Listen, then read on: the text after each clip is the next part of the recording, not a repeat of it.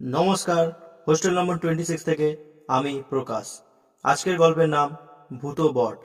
গল্পটা যদি ভালো লেগে থাকে তো একটা লাইক করে দেবেন ও এইভাবে আমাদের পাশে থাকবেন। শুরু হচ্ছে ভূত বট।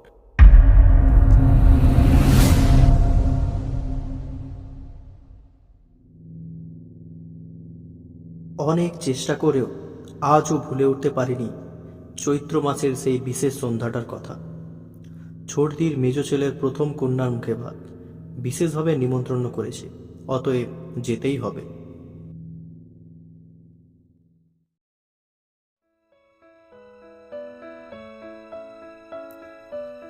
ক্যামেরা কাঁধে দুপুরে ক্লাস নিয়ে শান্তিপুরের এক ছাত্রের মোটর সাইকেল চেপে রওনা দিলাম দিগনগরের উদ্দেশ্যে। খাওয়া দাওয়া শেষ করে ফিরতে রাত হয়ে যাবে, তাই নাতনিকে আশীর্বাদ করে সামান্য গল্পগুজব করে একটু মিষ্টি আর চা পান করেই বেরিয়ে পড়তে চেয়েছিলাম, কিন্তু নানা সব কুটুমরা এসেছে দীর্ঘদিন পরে দেখা। ফলে গল্প গুজবে হই হই রই রইয়ের মধ্যে কোথা দিয়ে যে ঘড়ির কাঁটা 7টার ঘরে ঢুকলো খেয়াল থাকলে তো।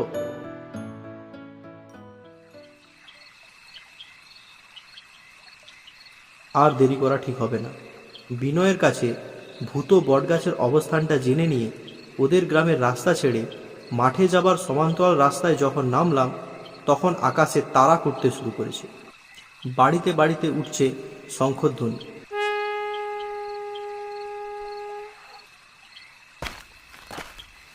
দ্রুত বেগে পা চালাই।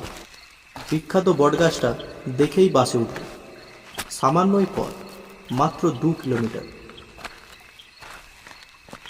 মাঝে কি একটা গ্রাম পড়ল, সেটা পার হতেই মাঠের দিক থেকে হন হন করে একটা লোক রাস্তায় উঠল। যাক, ভালোই হলো, নির্জন পথে একটা যাত্রী পাওয়া গেল।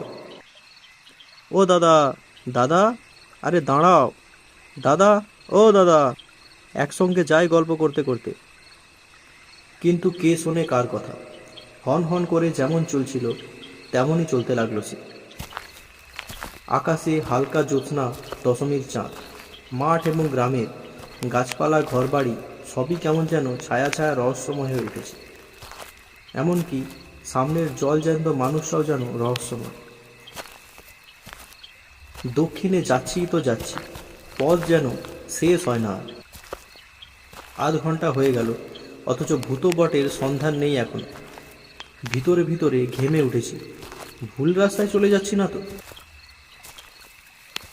একটা চৌমাথা পড়তে দাঁড়ালাম। একটা সিগারেট ধরালাম।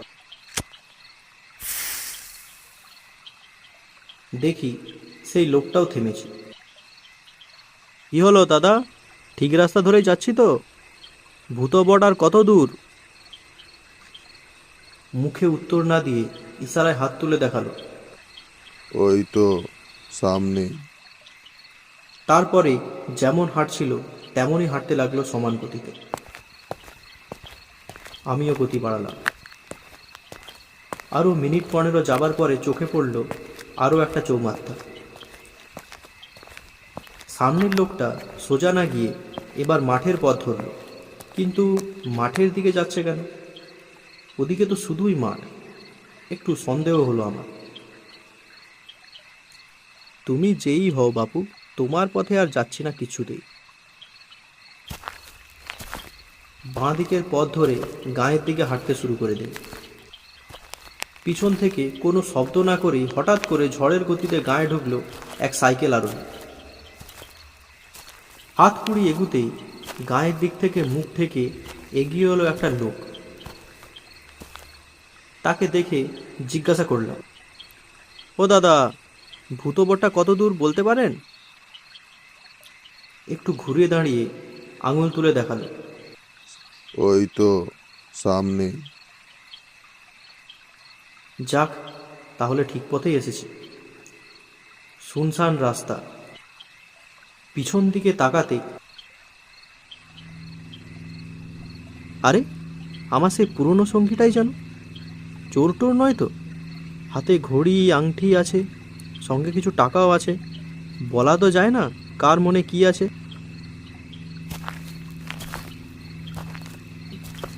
হাঁটতে হাঁটতে ঘড়ি আংটি দুটো প্যান্টের পকেটে ঢুকে এল। সাবধানের মার নেই। আরও মিনিট সাতেক হাঁটার পরে দু একটা কুকুরের ডাক কানে এলো। বাঁশ বাগানের ফাঁক দিয়ে আলোর ঠিকানাও মিলল। যাক, আর কোনো ভয় নেই। গ্রামে যখন ঢুকেই পড়েছি তখন আর কি। গ্রামে ঢুকতে যাচ্ছি, এরই মধ্যে দেখি পিছনের লোকটা হুম হুম করতে করতে একরাশ ধুলো উড়িয়ে দিয়ে এগিয়ে গিয়ে দাঁড়ালো একটা গাছের তলায়। আরে আচ্ছা লোক তো, যাবি যা, আবার বাচ্চাদের মতো ধুলো উড়াস কেন? বিরক্তি প্রকাশ করতে সামনের গাছের মাথা থেকে ডানা ঝাঁপিয়ে মাথার উপরে ঘুরপ্যাক খেতে লাগলো দু জোড়া শকুন। আর গাছ থেকে ভেসে এলো শকুনের শব্দ।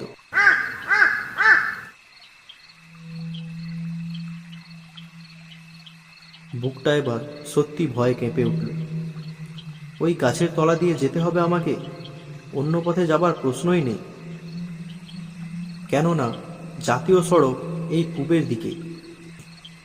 ভূতবট না পেলেও চলবে, কিন্তু বাস রাস্তায় যেতেই হবে। একটু থামলাম পরিস্থিতি মূল্যায়ের জন্য।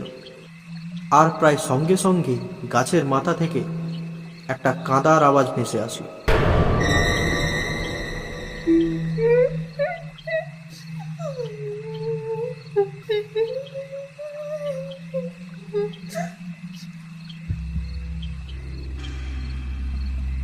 তাহলে এটাই কি সেই ভূতবট?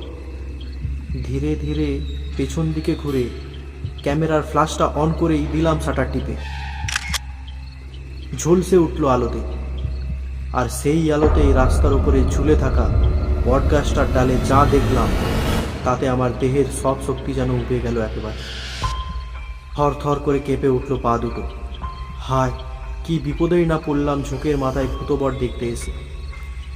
দেখলাম সেই ডালে ঝুলছে ফাঁস লাগিয়ে থাকা এক গৃহবধূ। চোখ দুটো যেন ঠেলে বাইরে বেরিয়ে আসছে। এখন এগুবো না পিছুবো, বেশ ধন্দে পড়ে গেলাম। দর দর করে ঘামতে লাগলাম। মনে হলো বুঝি অনন্তকাল ধরে দাঁড়িয়ে আছি ভূতবটের সামনে। শেষ পর্যন্ত সামনের দিকে যাবারই সিদ্ধান্ত নিই। জয় মা কামাখ্যা বলে দিলাম দৌড়। ওই ডালের নিচ দিয়ে যাবার সময় হঠাৎ করে পিছন থেকে কে যেন ধাক্কা দিয়ে ফেলে দিল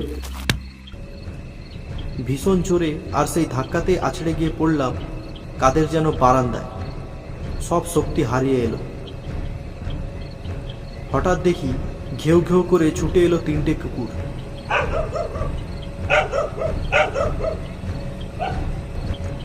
কে কে এই কে? ছুটে বাড়ির বাইরে বেরিয়ে এলেন ওই বাড়ির কর্তা। হইচই পড়ে গেল বাড়িতে। জ্ঞান হারালাম, আর আমার কিছু মনে নেই। কিছুক্ষণ পরে আমার জ্ঞান ফিরল।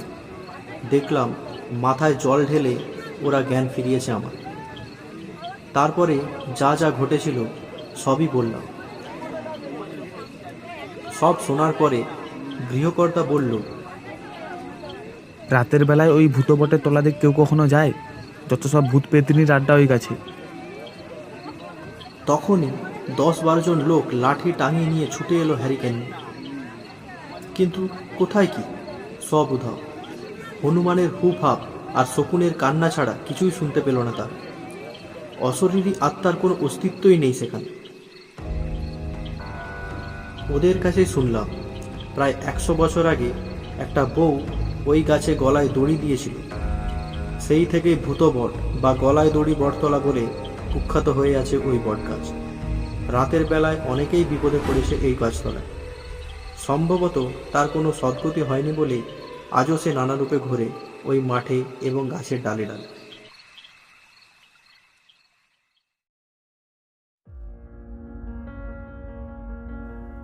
এখনো অলস মুহূর্তে যখনই ওই দৃশ্যটার কথা মনে পড়ে তখনই কেমন যেন চমকে উঠি আমি। কি কুক্ষণেই না ভূত বট দেখার শখ হয়েছিল। তবে মজার কথা হলো, ক্যামেরাতে যে ছবি নিয়েছিলাম সেই ছবিতে একটা তাঁতের শাড়ি পরা কি যেন ধরা পড়েছিল। অশরীরীদের ছবি তোলা তো যায় না, তাই বুঝি সেই বিভৎস নারী ধরা পড়েনি ক্যামেরায়।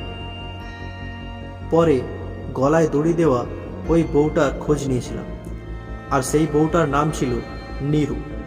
স্বামীর সঙ্গে ঝগড়া করে, অভিমান করে সে গলায় দড়ি দিয়ে শাস্তি দিতে চেয়েছিল তার স্বামীকে, কিন্তু প্রতিশোধ নিতে গিয়ে নিজেও যে হারিয়ে যাবে চিরতরে এটা ভাবেনি নীরু। অবশ্য যারা আত্মহত্যা করে ঝোঁকের মাথায় তারা যদি নিজের পরিণতির কথা চিন্তা করত, তাহলে কি আর দেশে এত আত্মহত্যার ঘটনা ঘটত, না ভূত পেট জিনেরই সৃষ্টি হতো? নীরুবালা এবং বিন্দে মাছের গয়ায় গিয়ে পিণ্ডদানের বাসনা থাকলেও আজ অব্দি গোয়ায় যাওয়া হয়। কোনো সহৃদয় ব্যক্তি যদি গোয়ায় যান, তবে ওই দুজনের পিণ্ড দান যেন করেন দয়া করে, এটাই আমার অনুরোধ। আর কতকাল ওরা নরক যন্ত্রণা ভোগ করে বেড়াবে গাছে গাছে, পাতায় পাতায়।